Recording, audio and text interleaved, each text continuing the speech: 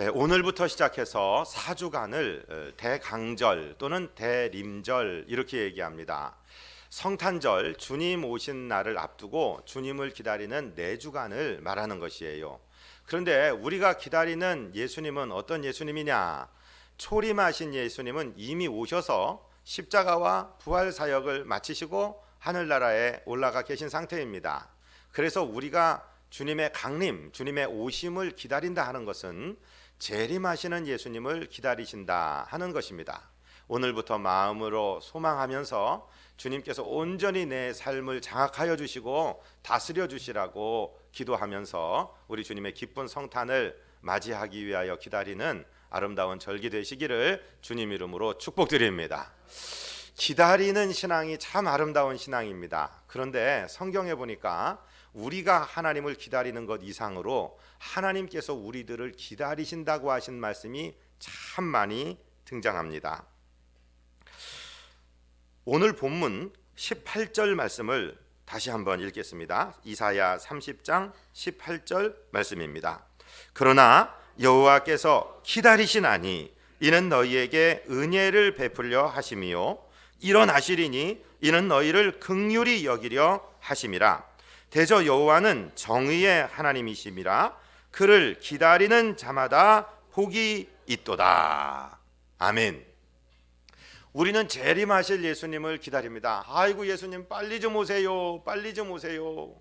곧 오시겠다. 속히 오시겠다고 약속하신 지가 언젠데 아직도 안 오세요. 우리가 그렇게 생각합니다. 어떤 사람은 기다림에 지쳐서 예수님 안 오시나 보다. 이런데 올해에 바티칸 로마 교황청의 대변인이 되는 추기경이 엉뚱한 발표 하나를 했어요. 예수님이 몰로 포도주를 만드신 기적은 좋은 면만 있는 것이 아닌 것 같다. 예수님은 아마 그 포도주에 취하셔서 다시 오시겠다라고 말씀하신 것 같다. 세상 돌아가는 걸 보니 예수님은 다시 오시지 않을 것 같다라고 발표를 했어요. 그건 정말로 성경을 무시하고 주님의 약속을 땅에 짓밟는 정말 정신없는 소리가 아닐 수 없습니다. 제가 베드로후서 3장 9절을 읽어드릴 테니까 들어보십시오. 주의 약속은 어떤 이들이 더디다고 생각하는 것 같이 더딘 것이 아니라 오직 주께서는 너희를 대하여 오래 참으사 아무도 멸망하지 아니하고 다 회개하기에 이르기를 원하시느니라. 주님께서는 당신의 사랑이 되고 당신의 구원의 대상이 되는 사랑하는 자녀들을 건지시기 위하여 하루라도 빨리 당장이라도 오시고 싶은 마음입니다. 주님이 다시 오시는 날은 예수 믿은 성도들에게는 구원의 날이요 기쁜 날이지만 아직 믿지 못한 분들에게는 큰 심판의 날이요 다시 돌아갈 수 없는 정말 비극의 날이 되기 때문에 하나님께서 이 세상을 사랑하시는 하나님께서 마지막 한 사람까지라도 하나라도 더 구원받은 백성이 될 때까지 기다리며 우리 전도자들을 도전하셔서 전도해라 선교해라 하늘나라 확장해라 내가 빨리 올 수 있도록 제발 좀 이 복음을 전해달라고 기다리시는 이 애끓는 마음을 우리가 알아야 되겠다 하는 것입니다. 하나님께서는 구약 성경에도 신약 성경에도 여러 번 당신이 우리를 부르시며 기다리신다는 말씀을 하신 적이 있습니다. 제가 이사야 65장 1절부터 3절까지를 읽어드릴 테니까 들어보십시오. 나는 나를 구하지 아니하던 자에게 물음을 받았으며 나를 찾지 아니하던 자들에게 찾아냄이 되었으며 내 이름을 부르지 아니하던 나라에 내가 여기 있노라 하였노라.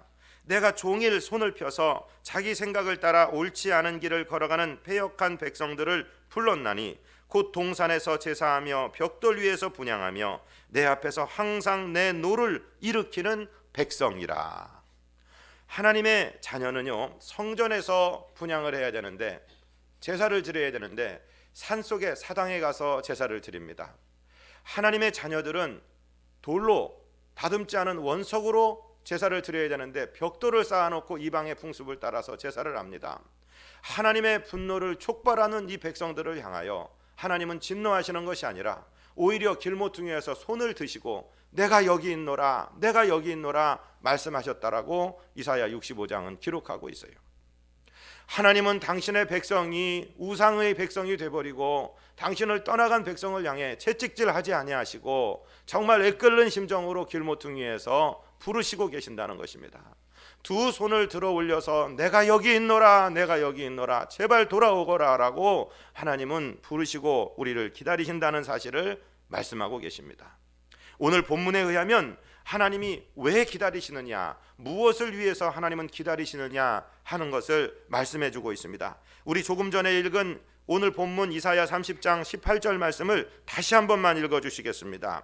그러나 여호와께서 기다리시나니 이는 너희에게 은혜를 베풀려 하심이요 일어나시리니 이는 너희를 긍휼히 여기려 하심이라. 대저 여호와는 정의의 하나님이심이라. 그를 기다리는 자마다 복이 있도다. 아멘. 하나님이 우리를 기다리시는 첫 번째 이유는 은혜를 베푸시기 위함이라고 말씀하십니다. 하나님이 우리가 무엇인데 뭐가 이뻐서 그렇게 은혜를 베푸십니까? 하나님의 피조물이기 때문에 그렇습니다.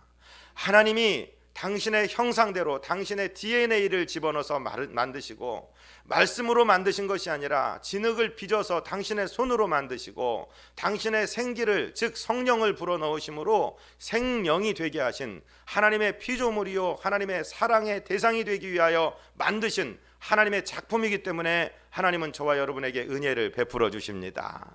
이 사랑을 믿으시기를 바랍니다. 하나님이 나를 사랑한다고 할 때 하나님 나는 내가 봐도 사랑할 건덕지가 없는 사람인데 나 같은 것을 왜 사랑하십니까? 라고 반문하지 마시고 하나님의 사랑을 있는 그대로 받아들이시기를, 하나님의 은혜를 있는 그대로 받아들이시기를 주님 이름으로 부탁을 드립니다.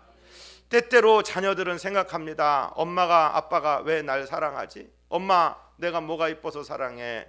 엄마 내가 뭐가 이뻐서 나를 귀히 여기고 은혜를 베풀어 주시는 거요? 라고 묻는다면 부모가 뭐라고 대답을 하겠습니까?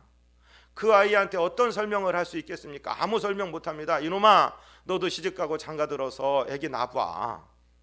그것밖에는 대답할 말이 무엇입니까? 부모는 자기 살덩어리를 줬고 자기 DNA를 줬기 때문에 그 자식을 사랑하는 것입니다. 그 사랑을 머리로 이해할 수 없습니다. 그저 믿음으로 받아들이면 되는 것입니다. 그것이 부모의 은혜를 받는 방법입니다. 하나님의 은혜 마찬가지입니다. 하나님은 당신의 형상대로 우리를 지어 만드셨기 때문에 우리를 사랑하십니다. 그 사랑을 아멘으로 받으시는 지혜가 있으시기를 주님 이름으로 축복드립니다. 그런데 하나님은 우리를 위해서 일어나신다, 긍휼을 베푸시기 위해 일어나신다라고 또 말씀하십니다. 즉 긍휼을 베푸시기 위해서 기다리고 계신다는 말씀이죠. 하나님이 우리를 왜 불쌍히 여기십니까?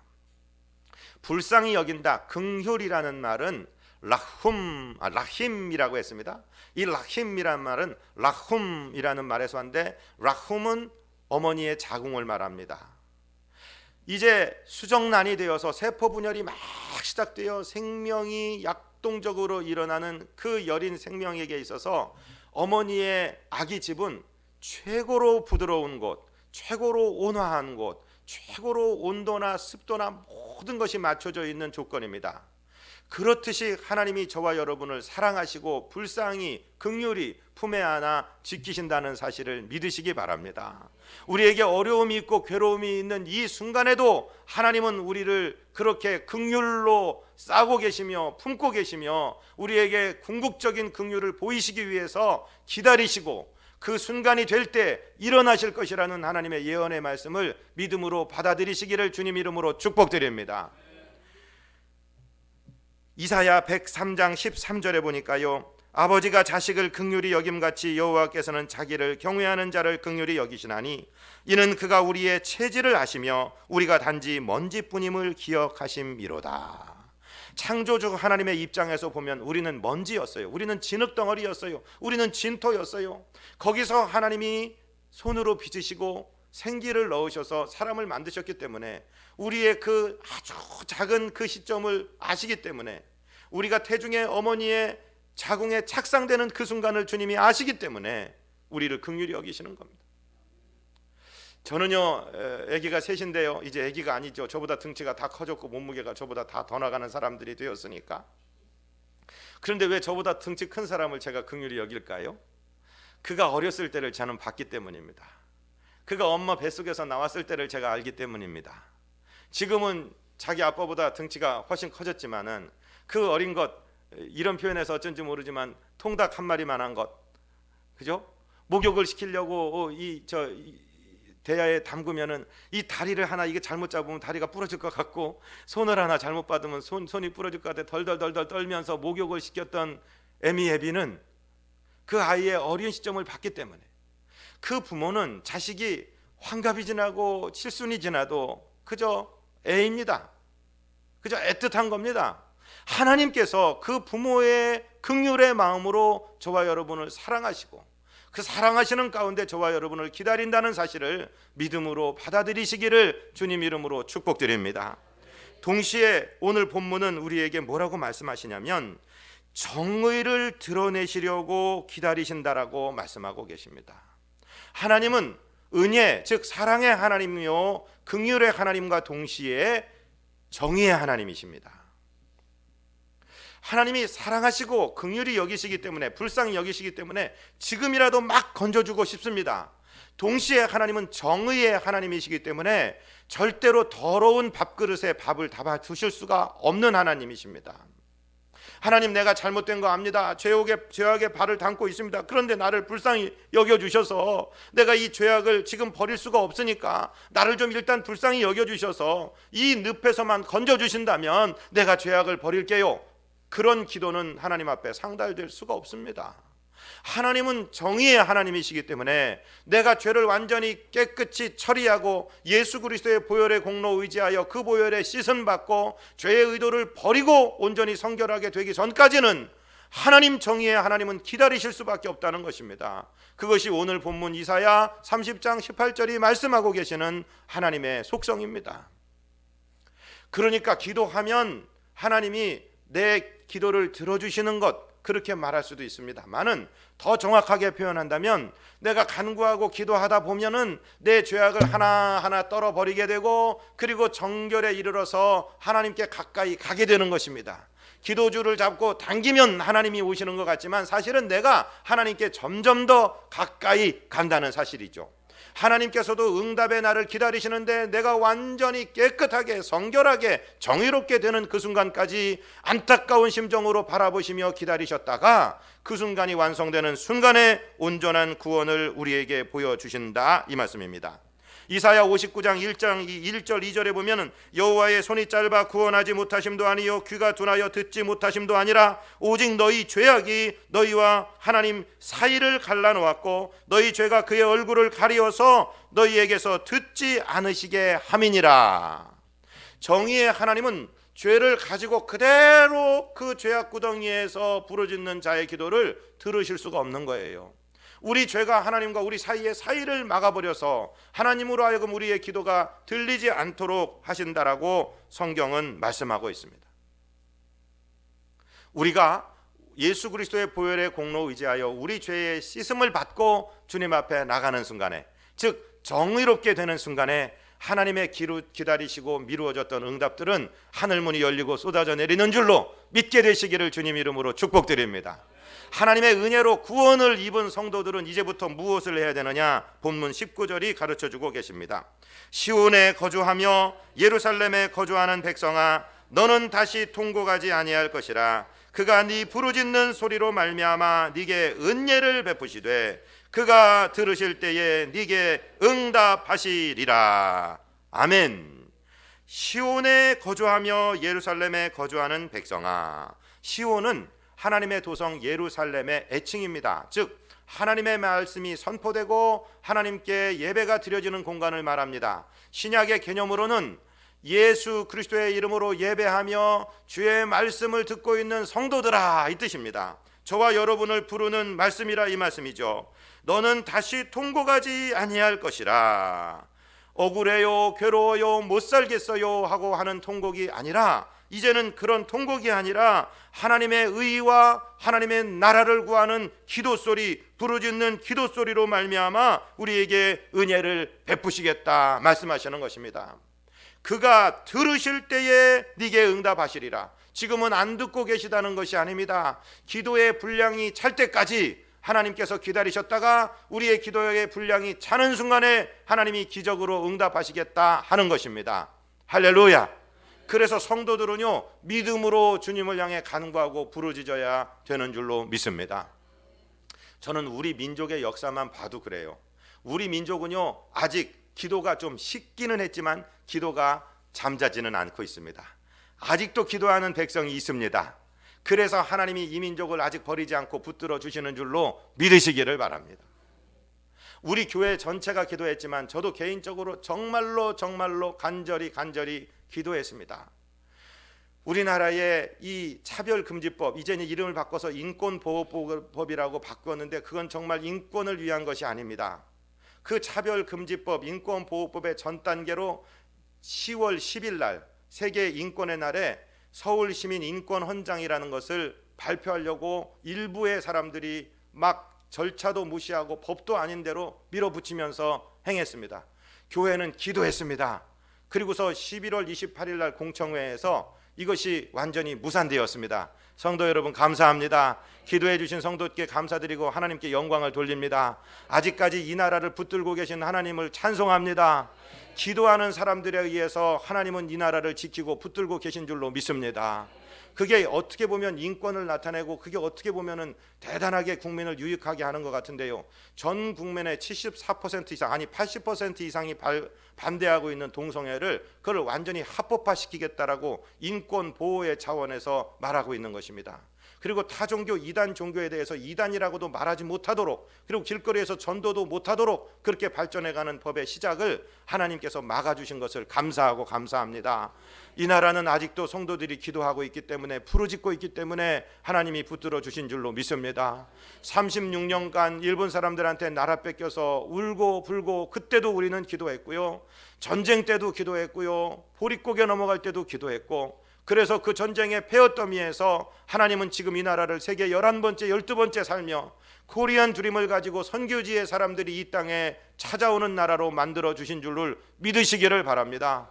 그러나 기도하는 사람들을 잡아 죽이고 교회를 때려 부시고 하나님의 자리에 김일성, 김정일이, 김정은이 올라간 저 체제는 지금 멸망을 앞에 두고 있는 체제가 되어버리고, 자기 백성들을 300~400만이 굶어 죽는데도 무책임한 백성이 정부가 되어버린 것을 우리는 보고 있습니다. 여러분, 우리 가정에 문제가 있고 우리 삶에 어려움이 있고 억울한 문제가 도달했다 했을 때 그 문제를 소재로 삼아서, 그것을 요릿감으로 삼아서 기도하심으로 명품 요리를 만들어내시는 복된 성도들 되시기를 주님 이름으로 축복드립니다.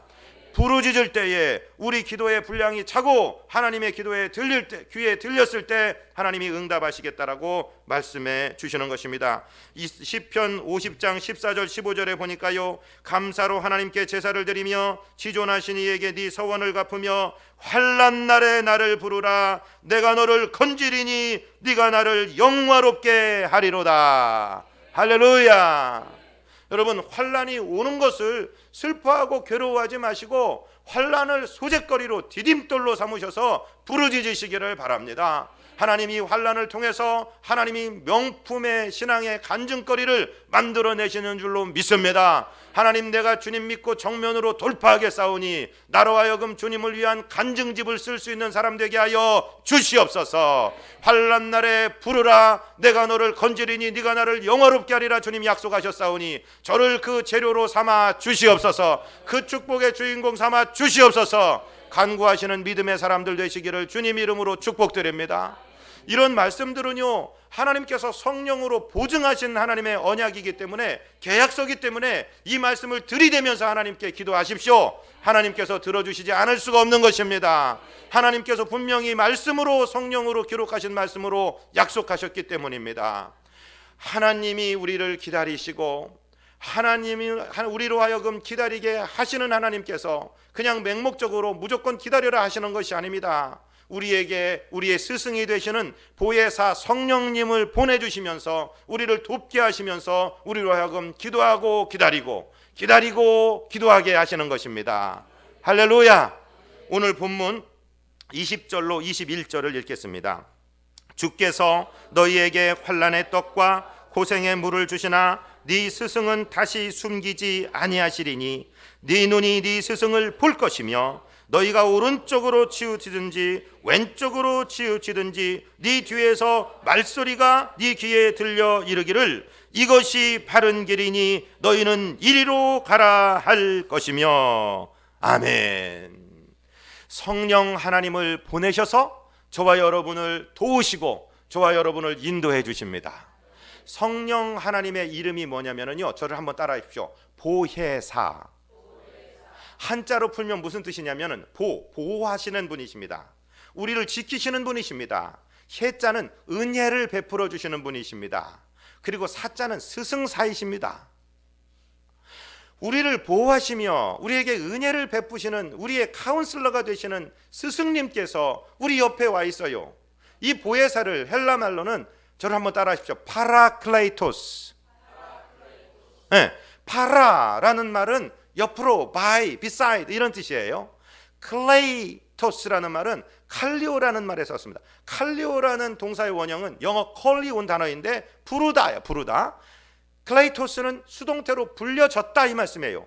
저와 여러분의 옆으로 하나님의 명령을 받아 부르심을 받고 오신 분이 계신데 그분이 성령 하나님이십니다. 할렐루야. 그분이 저와 여러분을 인도해 주세요. 지금 목사가 설교하고 있습니다. 저는 뒤에 엎드렸다 여기 나올 때 딱 하나만 확인합니다. 성령님 제 옆에 계신 건 맞죠? 성령님 저를 도우시는 건 맞죠? 저로 하여금 하나님의 말씀을 전하게 하시는 건 맞죠? 저는 그것만 확인하고 올라옵니다. 지금 성도님들 옆에 성령님이 계신 줄로 믿으시기를 바랍니다. 하나님의 말씀이 무슨 뜻인지 깨닫게 하십니다. 마음속에 소원을 품게 하십니다. 마음속으로 주님을 향해서 일하고 싶게 하십니다. 주님을 사랑하고 싶게 만드시는 분이 바로 성령 하나님이십니다. 할렐루야. 이분이 떠나가지 아니하시고 우리와 함께 하신다는 거예요. 어떤 때는요, 어린아이의 음성을 통해서 주님의 음성을 듣게 하시고, 어떤 때는 내게 주변에서 일어나는 상황과 우리 주변에서 일어나는 일을 통해서 깨닫게 하신다는 것입니다. 이렇게 좋은 분이 우리 스승이 되시는 성령님이십니다. 그런데 하나 정확하게 생각하셔야 될 것은 성령 하나님은 영이십니다. 육체를 통해서 일하시지만 어느 사람이 성령이 되는 것은 절대로 있을 수 없는 얘기입니다. 요즘에 어떤 무슨 신천지인가 뭔가는 이만인가 그 사람이 보혜사, 자기가 성령이래요. 그걸 믿고 따라가는 미친 사람들이 있다니까요. 이렇게 안타까운 시대에 저와 여러분이 살고 있어요.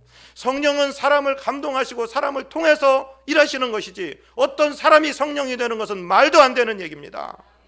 예수님은 우리 성경에 나타나신 그 모습 그대로 부활하셔서 제자들을 만나주시고 도마에게 이 손에 못자국을, 이 못자국에 네 손을 넣어봐라, 이 가슴에 창자국에 내 손을 넣어봐라 하는 모습으로 다시 오실 것이지 절대 어떤 인간에게, 문선명이에게, 박태선이에게 그렇게 사람으로 변해서 재림하시는 분이 절대로 아닌 것을 믿게 되시기를 주님 이름으로 축복드립니다.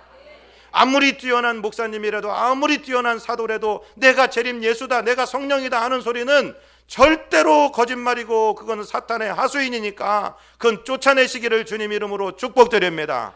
예수님은 몸을 입으신 상태 그대로 다시 오실 것이요, 성령 하나님은 몸이 아니시고 영이시기 때문에 저와 여러분이 하나님의 말씀을 열 때, 하나님의 말씀을 읽을 때, 들을 때 그 말씀을 통해서 역사하시고 그 말씀을 통해서 네가 오른쪽으로 치우쳐 있다, 네가 왼쪽으로 치우쳐 있다, 이 길이 바른 길이니 이 길로 가라고 말씀하시는 성령님의 음성을 귀 기울이시고 그 성령님이 내 옆에 와 계신 것을 믿으시고 담대하게 하나님 말씀을 순종의 길로 나가시기를 주님 이름으로 축복드립니다. 주님께서는요, 이 성령님에 대해서 어떻게 설명을 해주셨냐면은 요한복음 16장 7절을 우리 같이 읽겠습니다. 그러하나 내가 너희에게 실상을 말하노니 내가 떠나가는 것이 너희에게 유익이라. 내가 떠나가지 아니하면 보혜사가 너희에게로 오시지 아니할 것이요 가면 내가 그를 너희에게로 보내리니.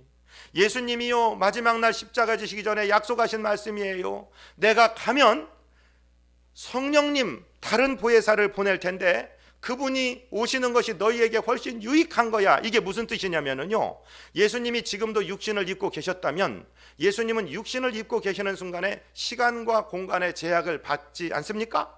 그래서 예수님 만나려면 저희가 대전에서요, 예수님하고 시간 약속해갖고 이스라엘에 언제 비행기 타고 가갖고 예수님 손 한번 잡으려면 이 세계에 지금 72억 중에 24억이 예수 믿는 사람인데 24억 예수님 손 한 번만 건드려도 예수님 손 다 달아 없어질 거예요. 그런데 성령이 오시면 예수님과 동일하게 느끼시고 동일한 능력을 가지시고 정말 동일하게 저와 여러분을 사랑하시는 성령님은 시간과 공간을 초월해서 역사하시기 때문에 오늘 이 대전에서 역사하신 하나님께서 미국에서, 영국에서, 아프리카에서, 이스라엘에서 동시에 역사하실 수 있기 때문에 내가 떠나고 성령이 오는 것이 너희에게 더 유익하다라고 말씀하신 줄을 믿으시기를 바랍니다.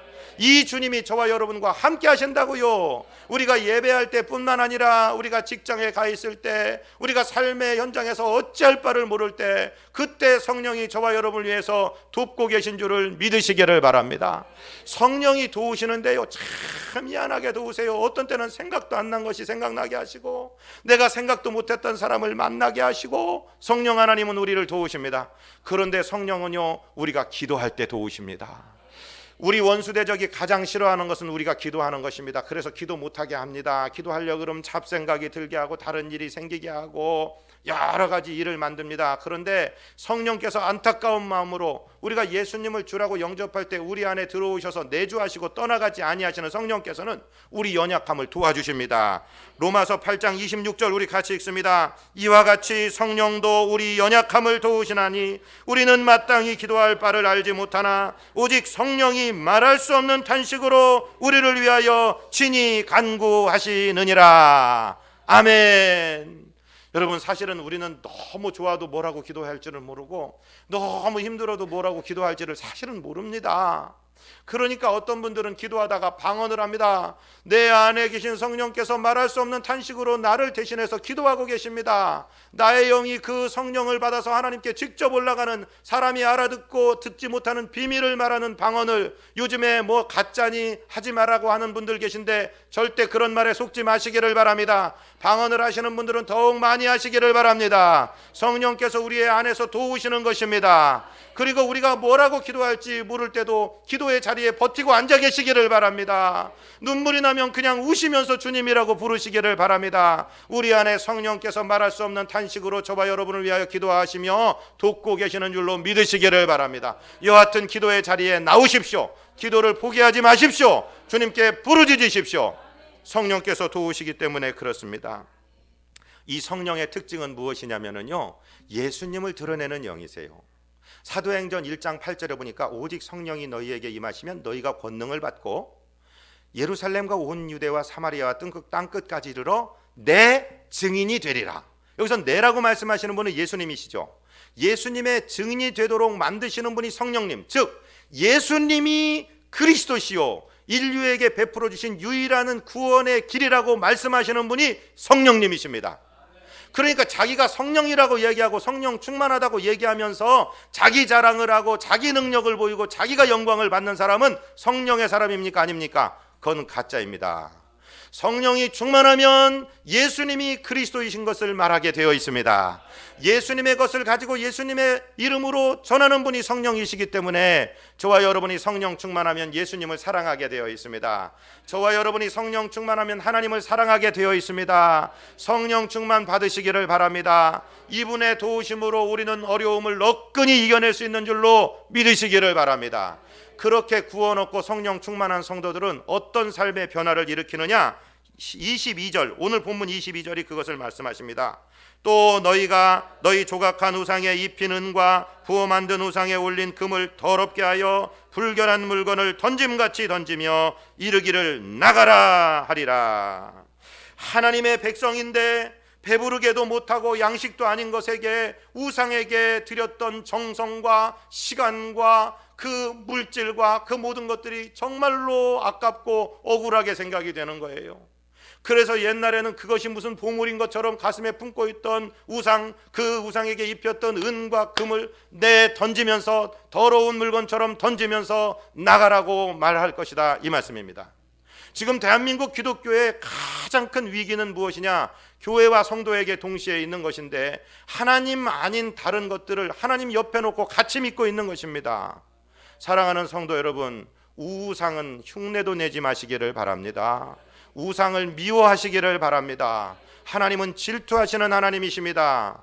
어떤 통계에 의하면 점집에 찾아가는 사람 중에 70%가 교회 다니는 사람이라는 통계도 있습니다. 아마 이 자리에는 그런 분들 한 분도 안 계실 줄로 믿습니다. 절대로 그런 일 과거에라도 하신 일이 있으면 회개하시고 아주 딱 끊어버리시기를 주님 이름으로 축복드립니다.